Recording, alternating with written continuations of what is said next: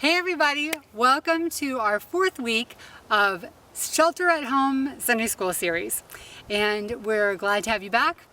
When we think of shelter, like shelter at home, we think a lot of times of protection, right? Have you ever been at like maybe a baseball game or a picnic or the fair even, and it just starts to pour. Everybody runs for shelter, right? To get under cover to protect them from the rain.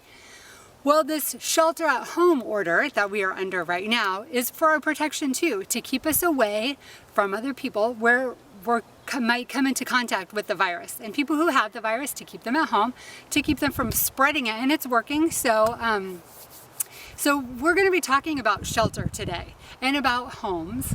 And as you know, Mr. Fricks always has some kind of a project that he's working on. And today he is building a shelter. So let's go take a look. Hey kids, Mr. Fricks here, and today I am going to build a house. Now, it may not be the kind of house you're thinking, because you're probably thinking a house that you live in. I'm going to build a house that plants are going to live in. So let's take a look here at the supplies I've gathered to do this with. Okay, so let's take a look. What kind of supplies do we need to build a house for plants? Let me show you what we have here. First of all, I've got 2 hinges. Now I'm going to have to take some measurements. So I've got my tape measure here. I'm going to use these screws to help screw it together. And I've got a handle. Again, this goes for the door. The door will be on a hinge and I'll open it up. I've got 2 drills. One has a drill bit in it, and I'm going to pre-drill holes in the wood so that the wood doesn't split when I put a screw into the wood. And then here's the wood I have. This is pressure treated wood, so it can survive the rain and bad weather that we have and not fall apart. And then over here, I've got the windows, and these windows are what's going to provide the roof of the house. And then here I have the actual planter box. Think of this as the home for the plants without the roof on it. Okay, I've got my saw ready here, and I'm going to make a cut. Notice too, I've got my safety glasses on and I'm wearing gloves. Keep my fingers out of the way.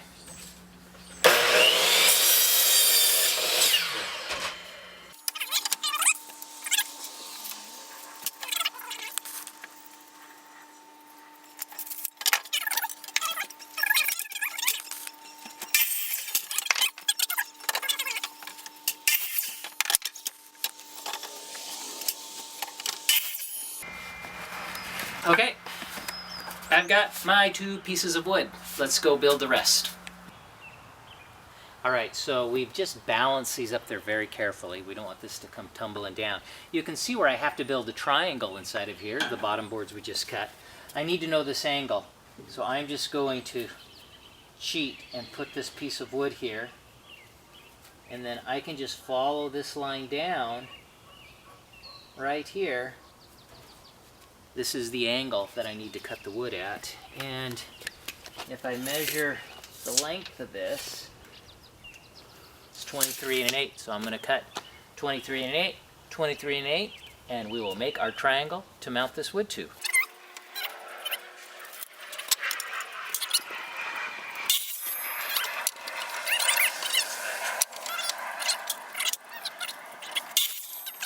We've got the 4 pieces cut, 1 for each side to make the triangle. Pretty straightforward what this is going to look like as we make the roof.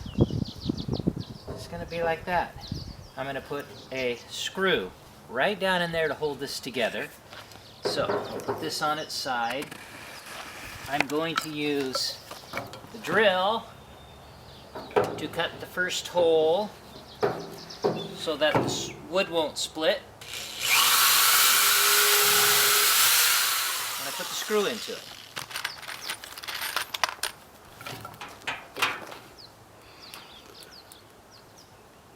Now we do the screw.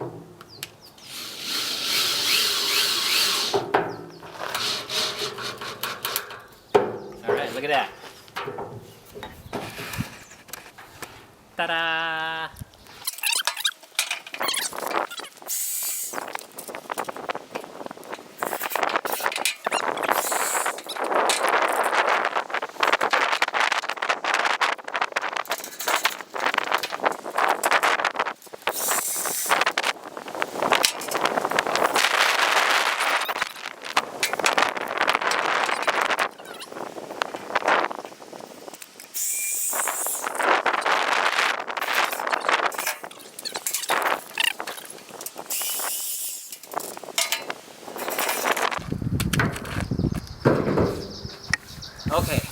we have got the roof structure created for our house. We're now going to place the windows up on it. Can you go ahead and set that glass on there, like so. All right, so we want these to line up centered in here. So to do that, there's going to be 3 segments. 1, 2, 3. Now you ask yourself, why do we have to take math? We never use it for anything. Well, I need 3 equal partitions. So I'm going to take the width of this entire piece of wood, which is 36 inches, and I'm going to divide that by 3. That is 13. So if I go to the 13-inch mark right here, and the 26-inch mark right here, and I'll measure this last one, and it is 10 inches. Why didn't that work? 13, 26, 30, it's 12. It's 12 inches, 13. It's 12, 24, 36. All right. Like I was saying, what good is math anyway? Can you tell if I was listening when I was in school? All right, we can do that again. 12. That's right, kids. 12. 36 divided by 3 is 12. Hold on. Okay, 12.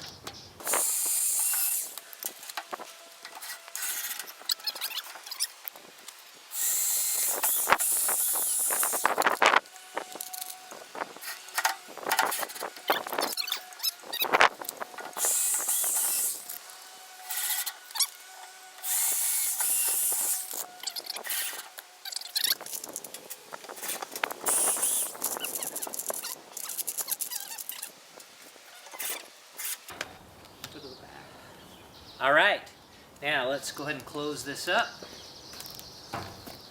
We're going to grab it like this, and we're going to flip it over. Let's go ahead and put it on like it's going to go. Okay, let's try our handle out. That's how you get into the house. Okay, what we're going to do next is we're going to go ahead and fill this up with dirt. We're going to put plants on it, and then we'll put the house on top of it. Okay, we got the last of the plants put in. Let's give them their new home. Come on, Graham, you want to help me lift this on?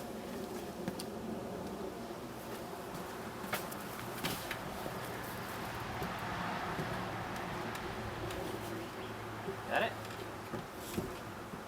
All right, here we go. It fits perfect. Get this side, needs to be out more though. All right, the plants have their new home.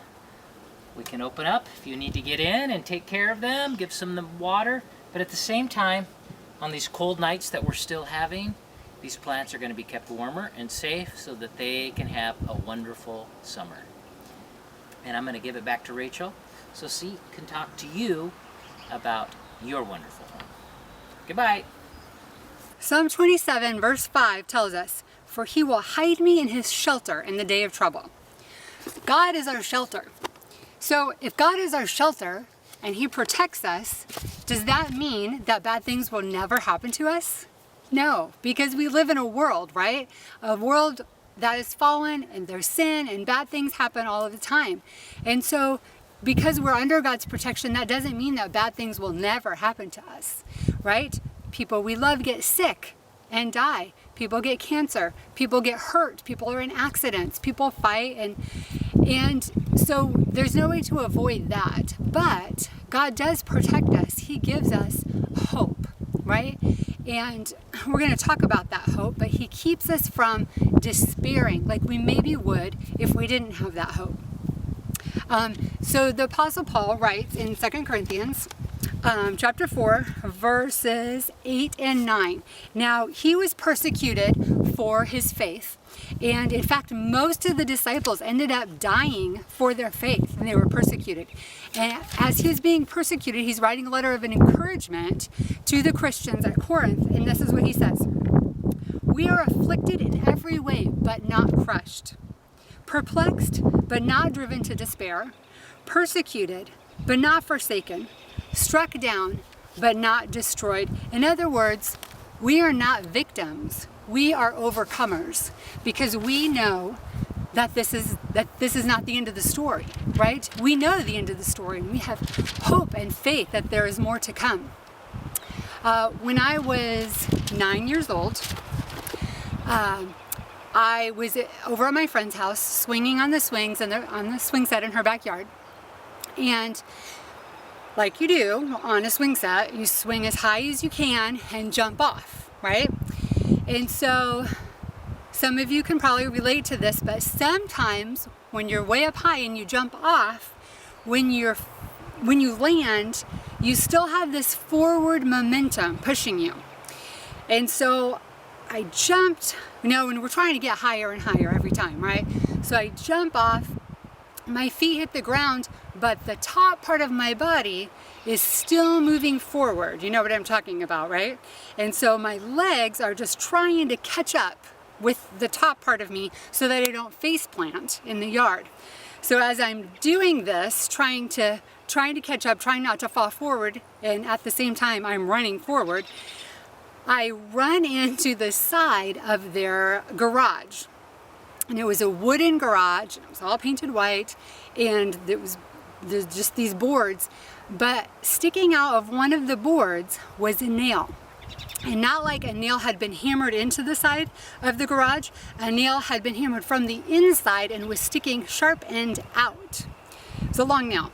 And so anyway, as I'm going forward, I don't see the nail because it's painted white like the whole side of the garage. But I wore glasses even back then.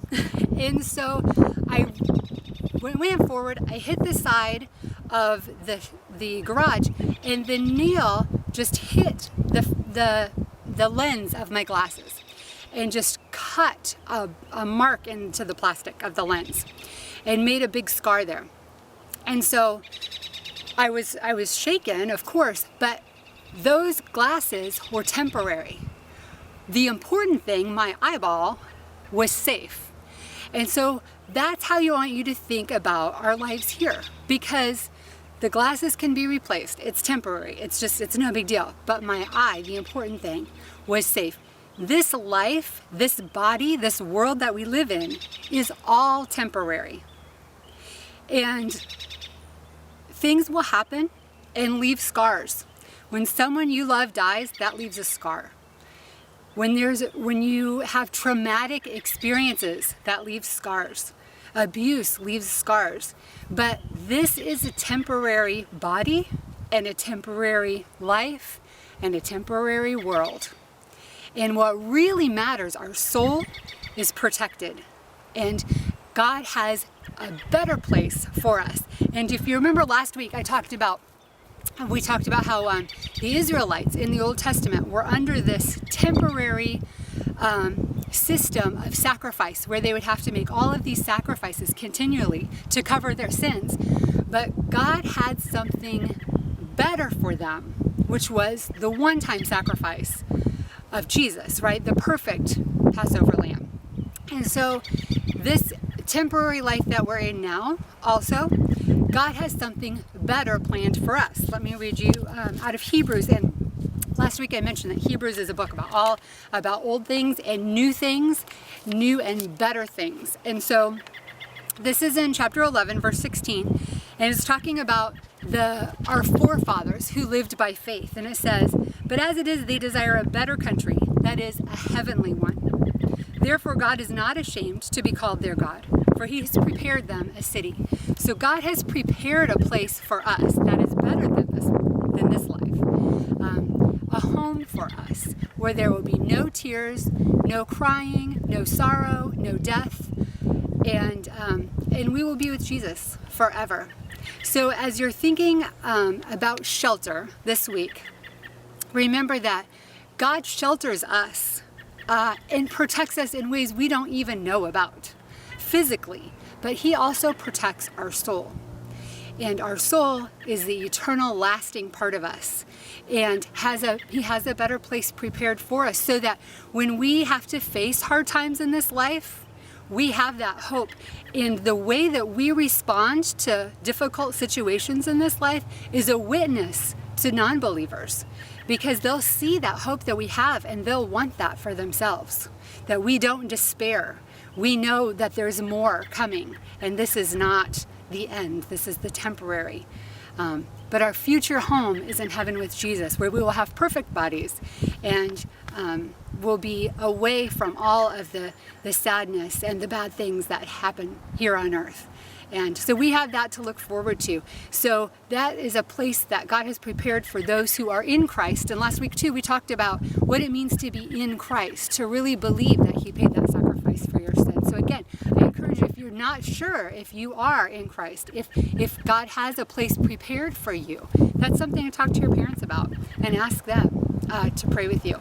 And if you have questions, ask your Sunday school teachers. Have a great week sheltering at home, and we'll see you next time.